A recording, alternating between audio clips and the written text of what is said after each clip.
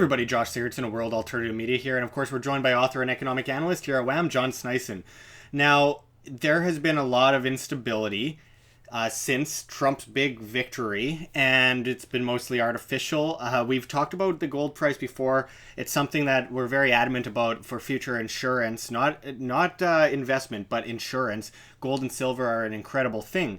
But of course, we've talked about the manipulation of gold and silver in the past. We saw it after the 70s, and we saw it go down after that. We've seen a lot of manipulation of the silver gold price going from 2012 onward. It's a bullish market that appears as a bearish market. And what we want to kind of get to is that recently a lot of people have been freaking out because the gold price is plummeting quite substantially.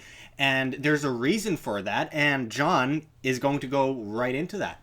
Well, what's interesting is I picked up on a lead from our great, of course, Rob Kirby. I watched a video with Rob Kirby, and he was telling the reason why everything happened was because the banks and everybody are trying to manipulate the gold price down to kind of like fake that everything is kind of good and all that. But what you have to understand, the gold price surged $70 right away as Trump won. Because major peak. The reason why it surged is because gold will prevail while he wants to create a whole bunch of debt. He's kind of have like milder Keynesian policies. Yeah.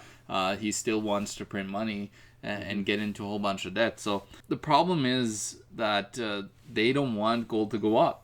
Even though that Trump is going in, they don't want gold to go up. It's hard to enslave people with debt when they have sound money and they have insured themselves. Yeah, so like gold went all the way up to 1,340. It was incredible. It went from about like the bottom actually 1,270. So it actually went up almost $100.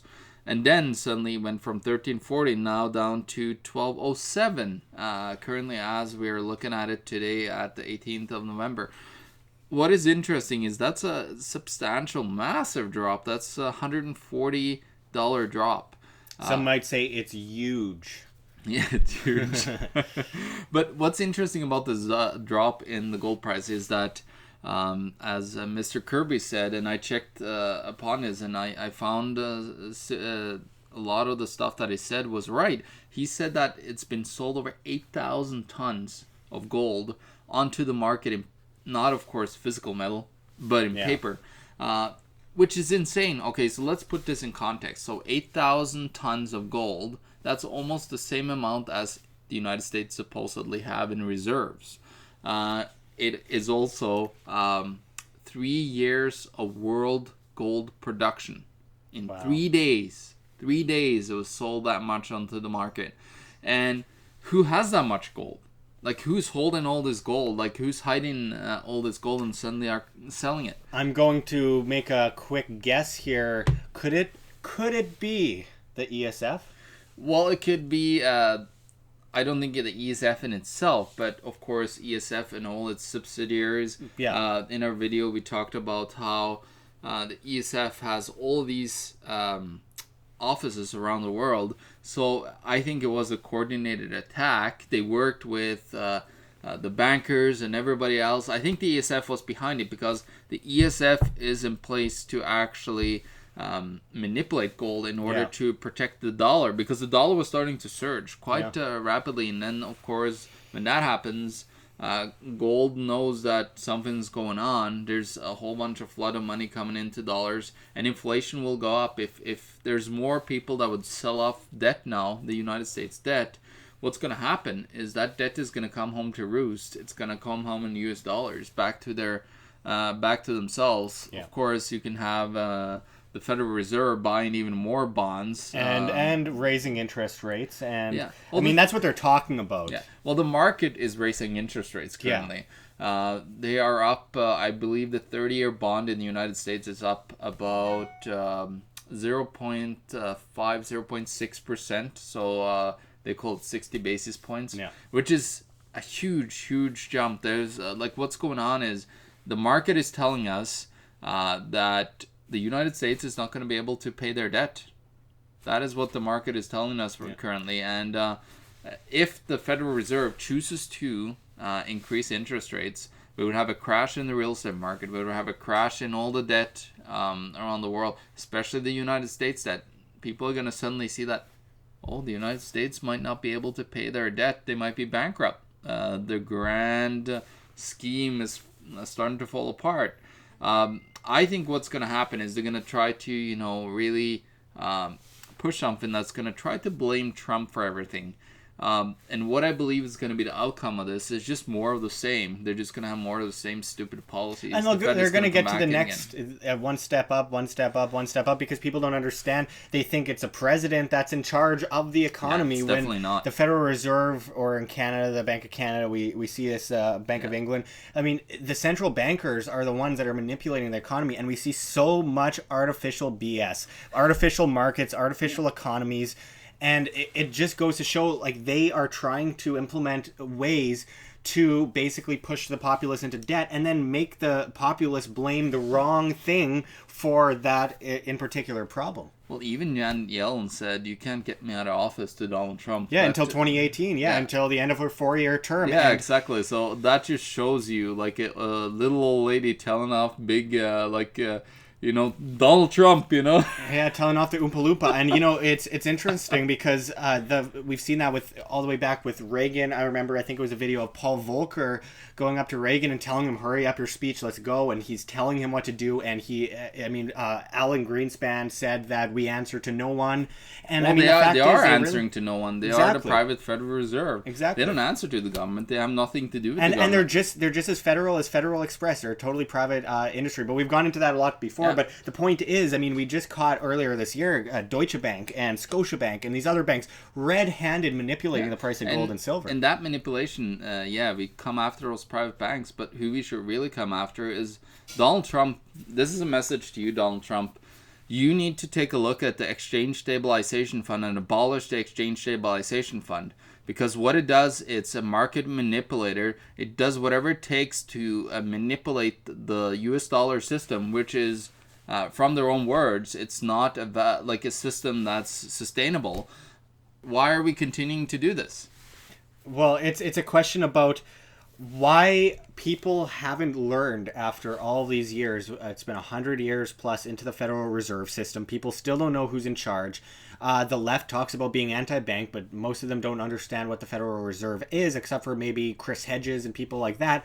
And, very little is done against what the Federal Reserve has been doing all these years. You'd think there'd be riots in the streets, but it's been so gradual that people have just kind of laid apathetic. Mm-hmm. And then they blame the government, the government is behind a lot of the reason why there's so many economic problems with overregulation and the burden of just manipulating the market so much. But the artificial economy is so much a huge part of why we see everything we see today, from wars to poverty.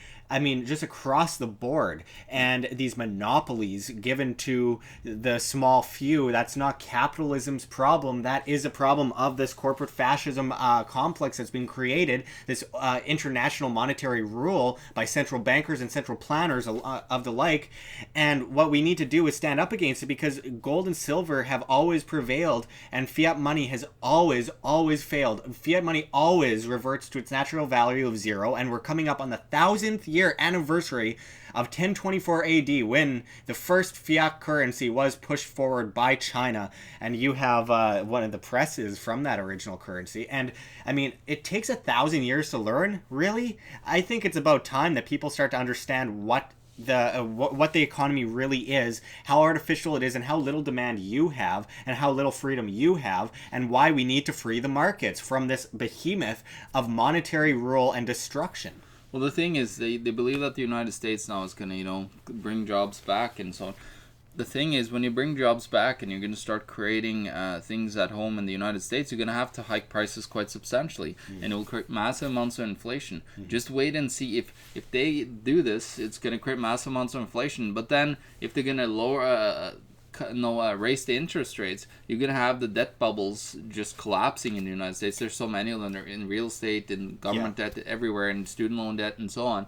And then, of course, everything else is going to come down with it. And that whole Trump thing, trying to revive the economy, there's not so much reviving the economy. What you need to do is you need to look at the system. It's like the doctors prescribing, this BS pharmaceuticals to you when you have something happening with you. They're just, hiding the symptom itself, while they actually need to focus on what is causing everything that we're seeing today. What is causing that Donald Trump won? Yeah. That is exactly what we need to find out. And me and Josh here and a lot of other people, we know exactly what caused, why Donald Trump won. It's because that people are fed up. The middle class is disappearing because of the monetary system is failing. We had this in China, the first fiat currency. There was a massive boom. You had a middle class, and then after that was over indebted, the whole system. Middle class came down with it, and that's exactly what we're seeing today. Well, I mean, it's an interesting topic to talk about because, of course, we've seen how this has affected people, and of course, people don't understand the main problem, most of them anyway. And just recently, Donald Trump, in kind of a reply to Donald Trump's victory, Ford is bringing back a whole bunch of their factories from Mexico to the United States, and Apple is claiming that they might be moving back to the United States from China and make their stuff in the United States because they're seeing the taxes are going down. Well, yes, that's a great thing. I mean, that it does allow for great innovation, great competition, and all that kind of stuff, more employment and more higher wages, but at the same time, it still doesn't solve the root of the problem. And I mean, these people thrive off of debt, and this artificial economy is behind so much of what we see. And if the second we start learning about that, this is the second that we start being able to build up again. So I would even say that I believe the economy should collapse to allow for us to rebuild from start, but at a free market level, so you have demand, and the demand isn't artificially created by the state and the central bankers in order to create massive monopolies that are then blamed on capitalism, which only perpetuates the problem because then people come out and protest capitalism, which is basically the solution to this problem, and push that Hegelian dialectic, perpetuating this problem forever. Okay, so one last thing I want to say to, especially to the people that are getting older and that are retiring. Yeah. The bond apocalypse is upon us. And what that means is bonds are going to collapse. And what does most baby boomers have their retirements in? Well, it's the 60-40 formula that these corrupt financial advisors are telling them. Well, they don't really know any better. The 60% is in bonds. I think what they're going to do is they're going to let that collapse. And then everybody, baby boomers, are going to come after and say, like, Donald Trump did this. Yeah, and then it's going to switch right back to the leftist policies and perpetuate this system of Pepsi versus Coke forever. And we're going to see bail-ins. Bail-ins are going to come. Bail-in regimes just cashing out your bank accounts because all the money in the bank is not yours. Yeah. When you put money in the bank, it's a bank's. That's why you have to be able to save your money and insure yourself. And we will do a quick report on this. Actually, Montepaschi, the oldest bank in Italy, are just having a bail-in happening. So we're going to do a quick report on that as well in the coming days. Mm-hmm. Absolutely. Well, we could go on for hours, to be honest, but let's just end it here, and we'll be back at you with much more. This is a very important issue. Keep an eye on this, and make sure that people are aware of this, because if people don't know, we might just end up perpetuating this problem forever, as we have done for over 100 years in the United States, in Canada, hundreds of years in Britain, and just stop this artificial BS, because it is pushing people to the gutter, and people don't know what's actually causing it. Well, people know that we are working with and that I've been watching a lot of our videos, and a whole bunch of other people know gold is insurance. And actually, there's a lot of people just trying to buy as much as they can right now, but while it's low. Physical metal is disappearing. Yeah. So things are getting more and more dangerous. So please prepare yourself and understand what we've been talking about throughout all of these videos that we talked on gold. And it's time to really prepare more. Yeah, it's sad, but it definitely makes for some pretty interesting material. Don't be afraid that the price is going down. It's just a paper sell-off. Absolutely. And once that chokehold is cut, once those strings are cut, just imagine how high it's going to rise. We've done reports on that before, but we'll wrap it up right here. Thank you very much, John. Check the links below. GoFundMe, Patreon. We can't do it without you. Any donation is very much appreciated. You can save 10% as well on your tickets to Anarchapulco in Mexico by typing in promo code WAM. That's WAM. So we'll see you next time. Lots coming at you. We are working every single day to bring you as much information as we can, and we'll be back at you with much more. This is Josh Sigurdson and John Sneisen signing out from World Alternative Media. Find the truth, be the change.